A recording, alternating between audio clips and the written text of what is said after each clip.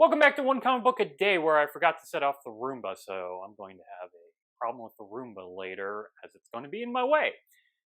I set it off when the dog's walking. I don't need to explain this to you. You don't care.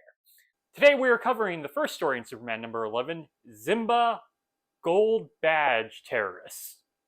A sort of fifth column story in a way. Actually almost identical to a fifth column story. But I enjoy it better, and isn't exactly a World War II story, though it is kind of inspired by War. It's complicated. So this comic starts off with a gut punch right away. A lovely little suburb somewhere in Metropolis explodes. So there were just charred ruins and remains scattered around when Clark and Lois go to investigate this. So a lot of people have already died.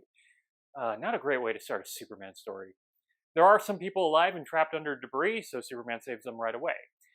After this happens, some sort of invisible airplane claims that if Metropolis doesn't give in to the Gold Badge organization's demands, more of this will happen. Just as this, the head of the Gold Badge, Ralph Zimba, which I think is the most German-like name they could think of, Zimba, is making declarations across the city. No one can touch him because they're afraid that things will explode. He sort of kind of goes around demanding loyalty oaths by different organizations or else he'll blow them up. He goes and sees Perry White, and Perry White agrees to punch him in the face. Good on Perry. Zimba threatens that he's going to blow up the Daily Planet and leaves in anger. This is actually the first time I've noticed that the Daily Planet has the spinning globe on the top of the building. It might have been there before, but apparently I haven't really been thinking about it. So I can't make the declaration that this is the first time that's happened. Though Lois does for the first time point out that Clark seems to disappear when Superman's around. It only took her 3 years to finally realize this. So Clark collides right with the Gold Badge organization. By the way, the Gold Badge organization doesn't really sound like a white supremacy group, terrorist group. It sounds more like some sort of police union. Though that could be a white supremacist group.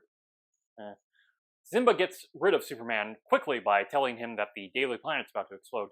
Superman shows up, but he finds no bomb, but then there's an explosion outside, and he doesn't quite get what's happening until another bomb is dropped onto the Daily Planet. He is able to push away all the bombs, saving the Daily Planet, so once again, these organizations don't seem to think exactly what Superman is going to do. Like, they have no plan to deal with Superman. They just kind of hope for the best. Oh, and another huge distinction between them and the fifth column, because they're basically just the fifth column. I really don't understand why this had to be a different organization. The real distinction between the two is the fifth column is working for a non-named European power to take over Metropolis. Zimba himself seems to just want to take over Metropolis and not give it to an unnamed European power.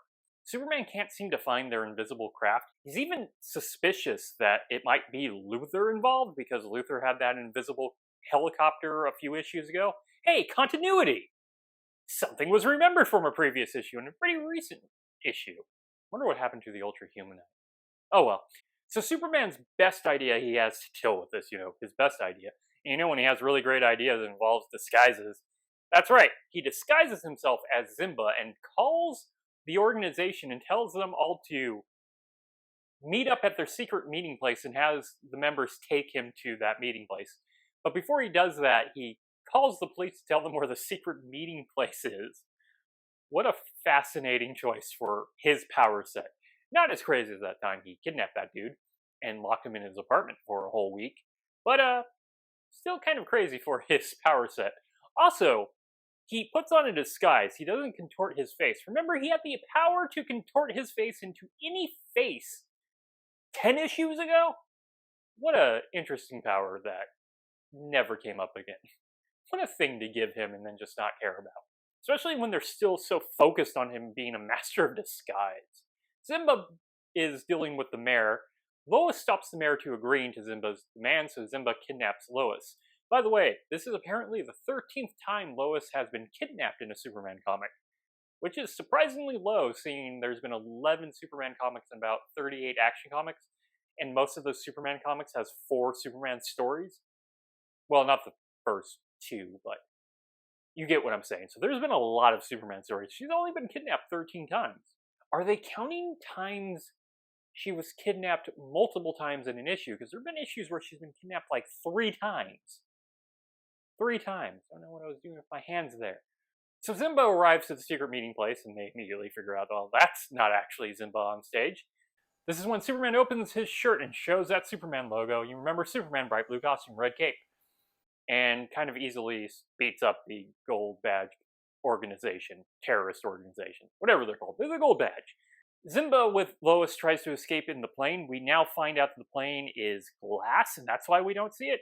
Though I have to imagine some sort of like mirror glass or one-way glass, or else when they're flying in the sky, it would look like Wonder Woman on Super Friends, where you can see her in the clear outline of the plane. Superman finds the plane by using his sensitive hearing. That's what I said he should have done against the helicopter. God. Well, at least he learned. He breaks right in, which you would think would destroy the glass-made airplane immediately.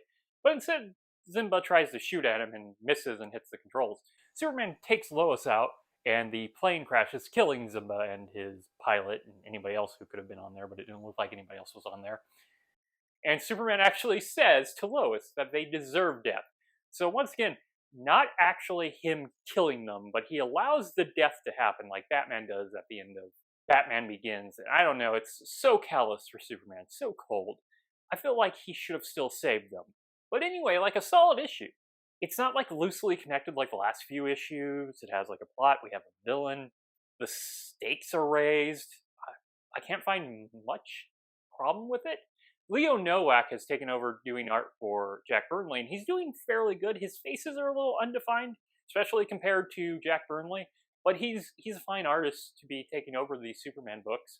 I mean, I miss Jack Burnley, but everyone can't be Jack Burnley.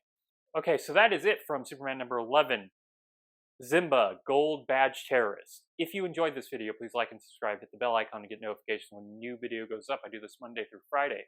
Fridays is Bat Friday, where I cover either a Batman story in Detective Comics or one of the stories in the main Batman comic.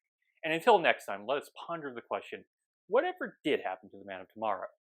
And what happened to Superman's contorting face power? Bring it back. Bring it back.